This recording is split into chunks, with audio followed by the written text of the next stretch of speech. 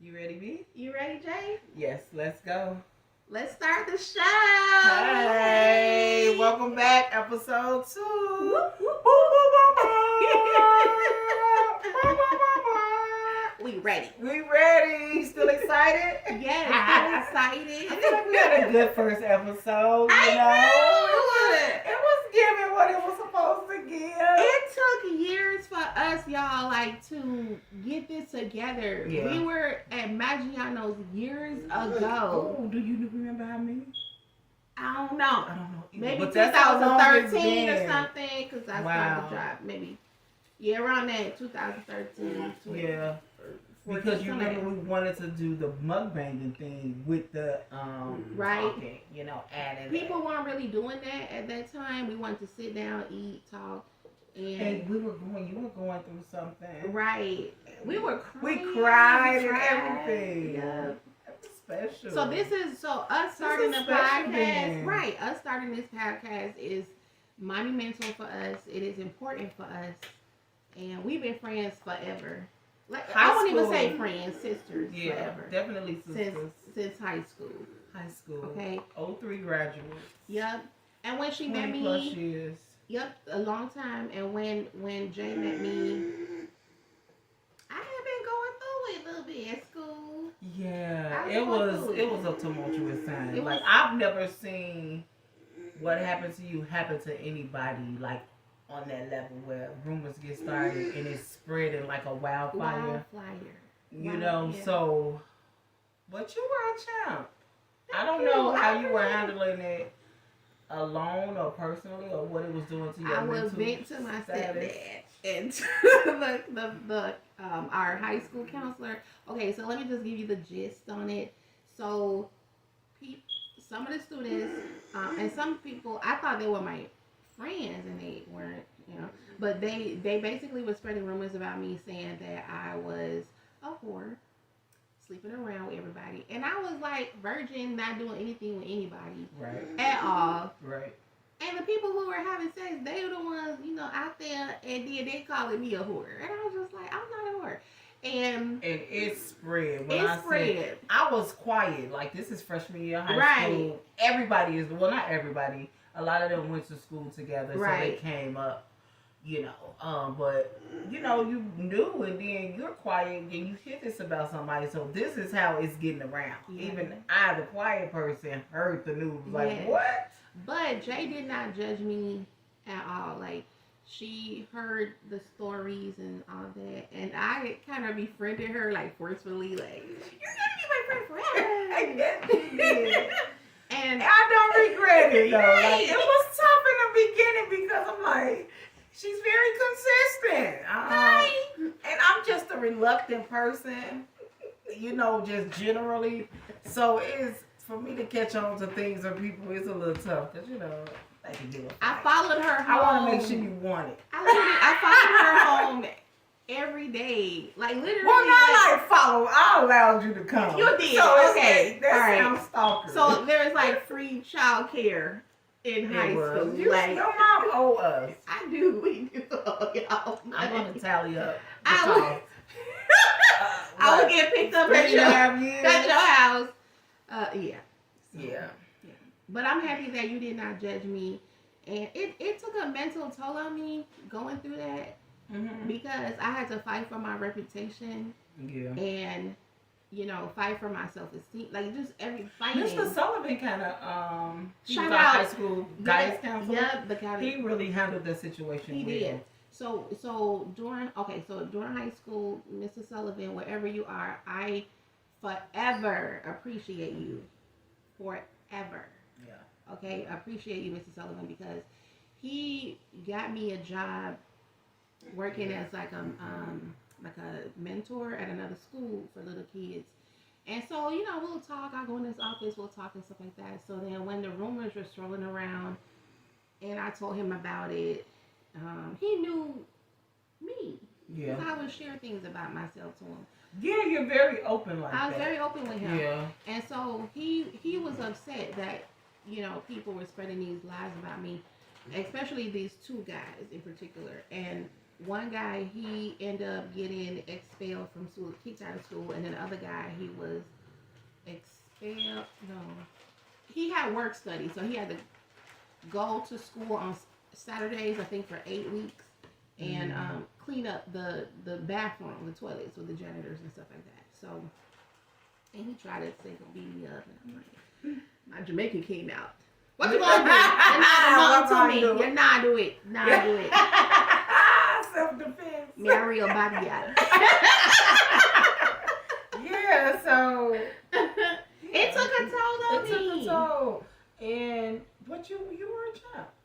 I was a champ. Now, did I go to therapy? No, I didn't go to therapy. But I feel like in some sense, speaking to my stepdad about it, and it was therapeutic. That was therapeutic for me to just. Because sometimes you just need to vent to someone, right? You know what I mean? Right. And it's not always a professional, but it's just someone who can listen and who understands. Exactly. You know, or at least try to. Yeah, and then even speaking with Mrs. Sullivan, that was helpful. Mm-hmm. And I believe my mom, I don't remember like deep conversation with her about it, but I think 2 men I went to about it. And the person who really told me what was going on, shout out to you, Bruce Washington, wherever you are as well, because I was going to mentor at the school, and so we took the same bus. And he was like, you seem like a nice girl, but I've been hearing, some rumors about you, and I read a letter about you also. And he told me what was in the letter. It was like really bad things, I'm out here just wilding, sexing, and all this stuff. And so I started crying on the bus, and he comforted me and everything. And even with Jay, I was really happy that she did not judge me based on what other people said. That's important. When you meet people and you hear things about people, you have to be careful in how you let that affect you.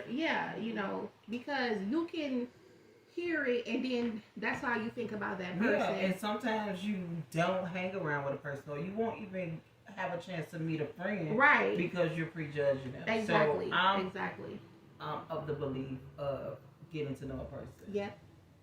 You know what I mean? Like, I don't want anybody to tell you anything about me, just like I don't want to hear, that from someone else and say, oh, that person has to be like this because such and such said something. Right. That's true. That's true. Yeah, so try not to, judge people just based on what someone else said. Yeah. It may not be true, and it could just be a rumor, and you may get to know that person, and you may have a lot in common. Yeah, and don't mess with people's mental health like that. Exactly. Mine was messed with. Especially it's already hard going into high school, being a newbie, getting adjusted to the norms and everything, and then to have something filthy said about you. Yes. So. And I did have a boyfriend. I guess he was like. Somebody said he was like the cutest guy in, not the whole school, but in our freshman year, whatever. I didn't even do anything with him. Like, nothing. Like, nothing. And people were saying, oh, you were with his, at his dad's house. I'm like, I don't even think he knows his daddy. I wasn't sure. He talks about his mom more. I don't know. I'm just saying that's a little dig. We don't know him. No, I'm not digging at him. Scratch that from the record. Okay, scratch it. I'm just he talking about his mom more. So I just felt like, why is this happening to me? Why are people lying on me? I was confused and sad. I don't know if I want to use the word depressed, but I was crying a lot. And I think after the 2 guys got disciplined for it and everything, and people got to know who I was. Then they realized they're like, oh, that's cool. She ain't even out here like that. Exactly. I'm like, I'm not doing anything. So come on.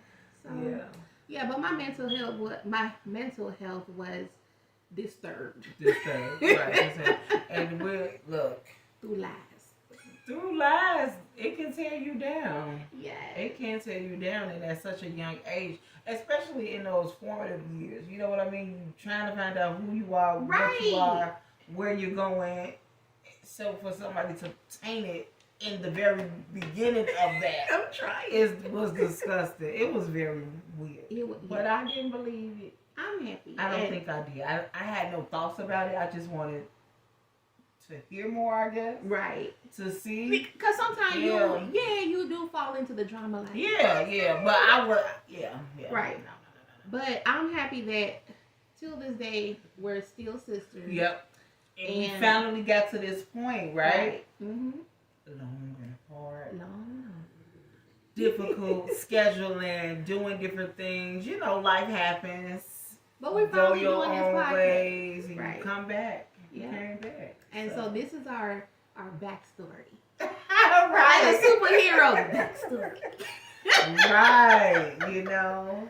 So, currently my mental health, I feel like it's okay. It could be better. There are things that I'm trying to work on with myself and get better at. And there are days where you struggle and stuff like that, but I think for me, I'm realizing that you have to learn how to create your own happiness, your own situations and stuff. And get away from people that don't mean you any good. Right. Cut those toxic people out of your life. Cut it. No matter who they are. Exactly. Because sometimes it's the crowd. The triggers. Yeah, they got triggers. Yes. People can be triggers, and certain things they may say to you could be triggers in your life. You can't control people. You can only control your response. Exactly. So we're going to end this with take care of yourself. Seek help if you need it.